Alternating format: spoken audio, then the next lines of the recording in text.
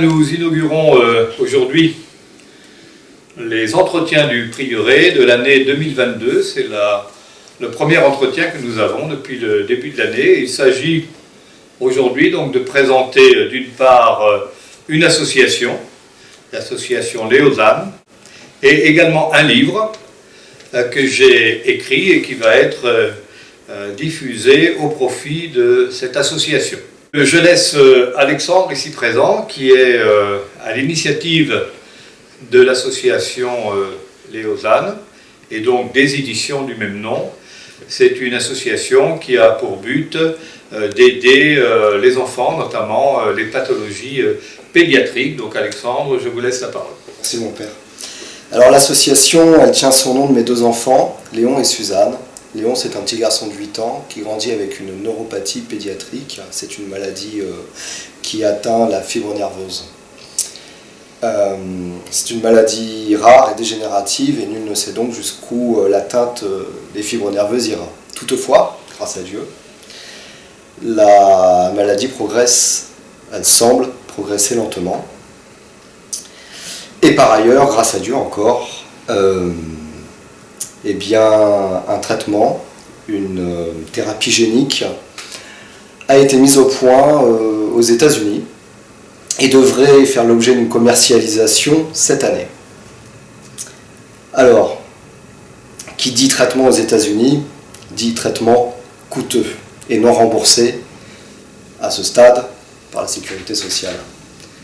D'où l'objet de cette association dont le but est de récolter des fonds, donc soit en essayant de dégager des excédents autour de la vente des livres, puisque nous faisons de l'édition, soit en faisant des actions autour du livre, soit en récoltant des dons aussi.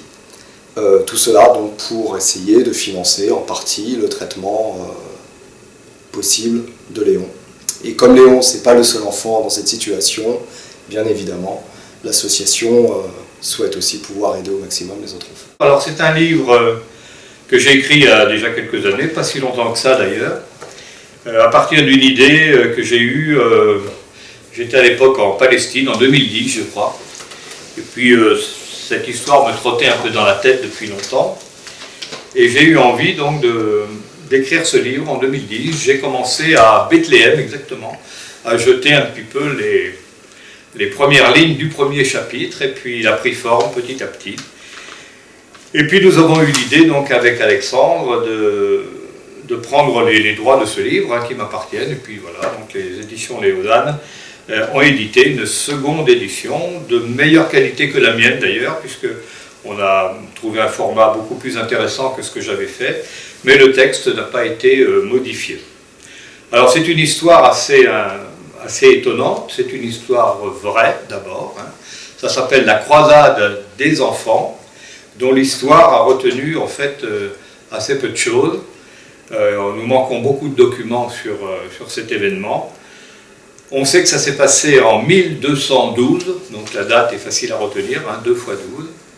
Et c'est une histoire assez étonnante que je raconte dans ce livre. Cette croisade, elle a vraiment eu lieu? Elle a eu lieu, absolument, on en est absolument certain. Nous avons très peu de documents historiques, mais nous avons un document absolument indiscutable, c'est que nous savons que le roi Philippe Auguste a reçu le jeune berger qui en fait venait d'un village près de Vendôme, et ce jeune berger donc aurait reçu un message lui demandant de rassembler des enfants, des adolescents, et de partir vers la Terre Sainte pour délivrer le tombeau du Christ. Alors c'est une histoire assez invraisemblable, il aurait eu des voix, et puis l'affaire s'est mise en route d'une manière assez inexplicable, au point que le roi de France lui-même a été informé, a fait venir ce jeune berger, et lui a solennellement interdit de partir en croisade, parce que c'était assez invraisemblable, même pour l'époque. Il était facile à l'époque de se croiser et de partir en Terre Sainte, mais pour des enfants, c'était quand même assez différent. Donc le roi interdit solennellement cette croisade, et ce jeune berger, eh bien il va quand même. Et il va réussir à rassembler des dizaines de milliers d'enfants à travers toute la France et ils vont commencer à descendre vers la Méditerranée. Jusqu'à quel point on a de la documentation? On a quelques récits assez disparates qui ont été écrits au fil du temps. En fait, on a eu des informations de plus en plus précises lorsqu'on s'est aperçu qu'un phénomène absolument identique a eu lieu au même moment, et cette fois-ci en Allemagne. Alors curieusement, il y a quand même des coïncidences assez troublantes. C'est également un jeune berger, environ 14, 15 ans, 16 ans, on ne sait pas très bien, qui lui-même aurait reçu un message identique, et aurait rassemblé des enfants. L'Allemagne n'existait pas à l'époque, bien sûr, c'était des royaumes ou des principautés, une mosaïque en fait d'États, et ces enfants se seraient rassemblés également et auraient commencé une longue marche vers la Méditerranée, en même temps que les Français d'ailleurs.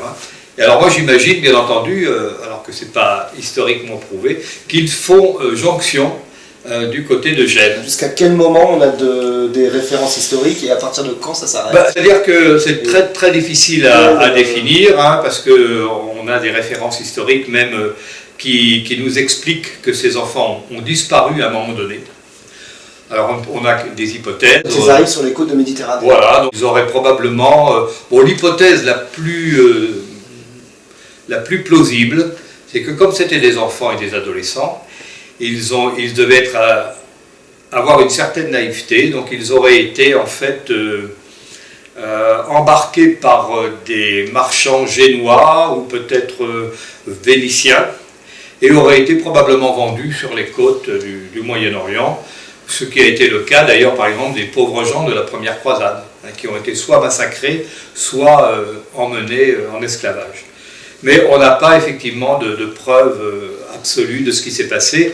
Maintenant, connaissant les problèmes, les mœurs de l'époque, en plus ce n'était pas du tout au début des croisades, cette croisade des enfants se situe entre la 4e et la 5e croisade officielle, disons. Voilà. D'accord, en tout cas c'est l'hypothèse que vous avez choisie pour concevoir votre récit. Oui, bien sûr, je me suis appuyé sur cette réalité historique, et puis à partir de ce moment-là, j'ai imaginé ce que pouvait être d'abord la rencontre avec le roi Philippe Auguste, qui est un capétien direct, autoritaire, c'est lui qui installe l'autorité capétienne.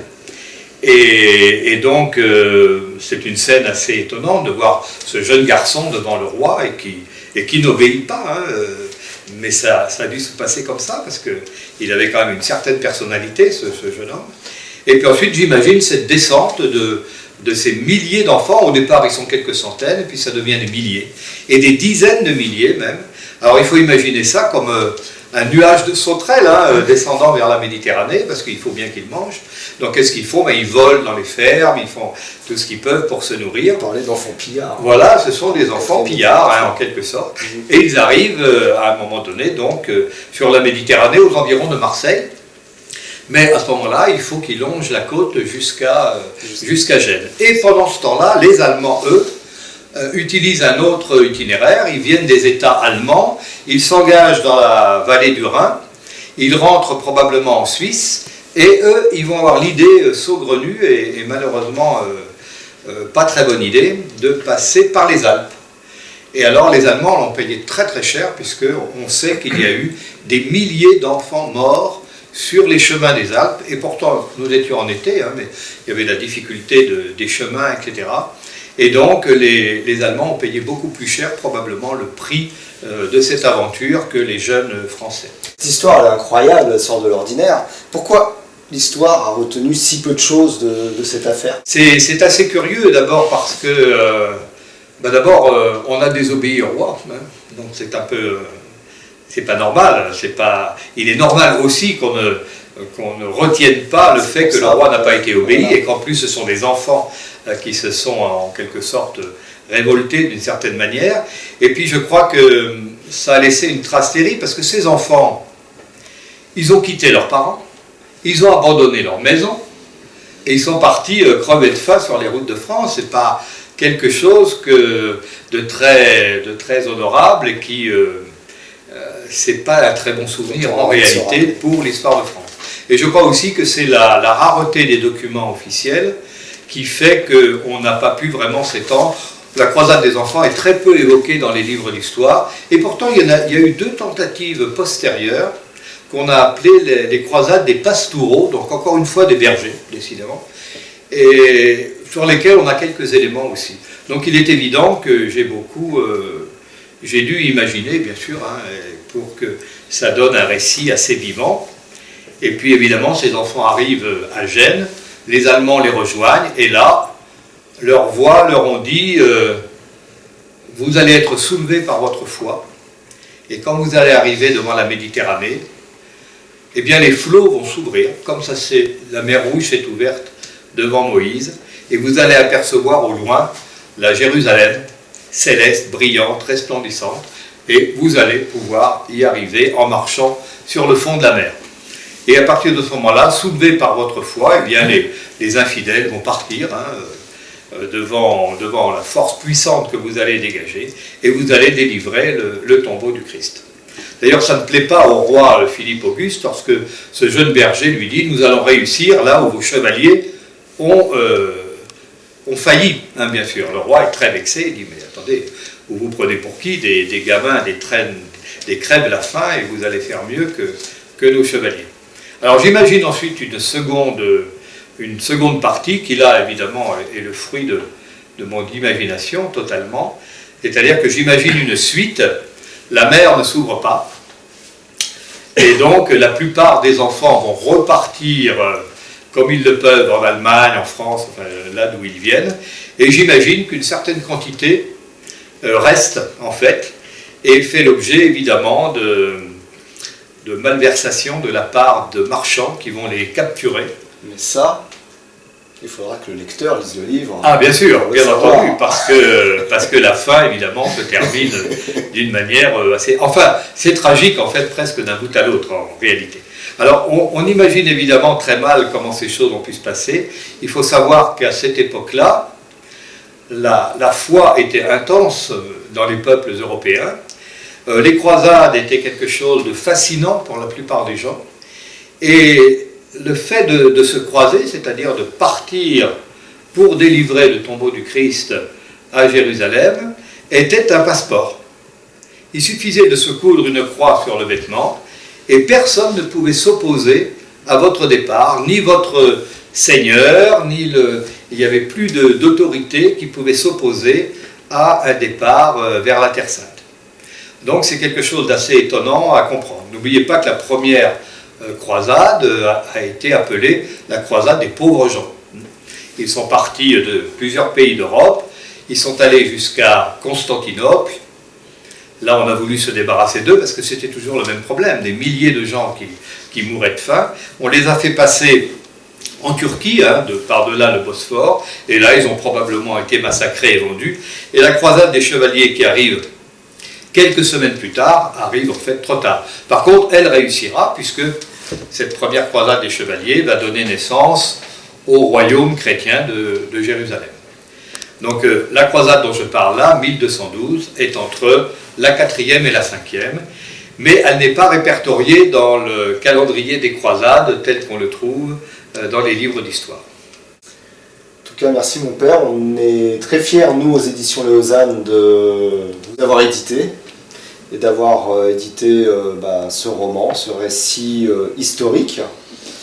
Voilà, c'est le deuxième livre que nous éditons. Un troisième est à paraître très très prochainement aussi aux éditions Lausanne. Il s'agira d'un livre de prose en musique, donc coécrit par Marie-Laure Émilie et par Guillaume, qui est guitariste et qui a composé pour le livre. Voilà. En attendant, La croisade des enfants de Dieu. Je voudrais préciser quand même que c'est un livre qui est très grand public et qui passionne beaucoup les adolescents. Donc n'hésitez pas, à partir de l'âge de 14-15 ans, c'est un livre qui s'adresse vraiment à tous, à adolescents, adultes, etc. C'est un récit très très passionnant.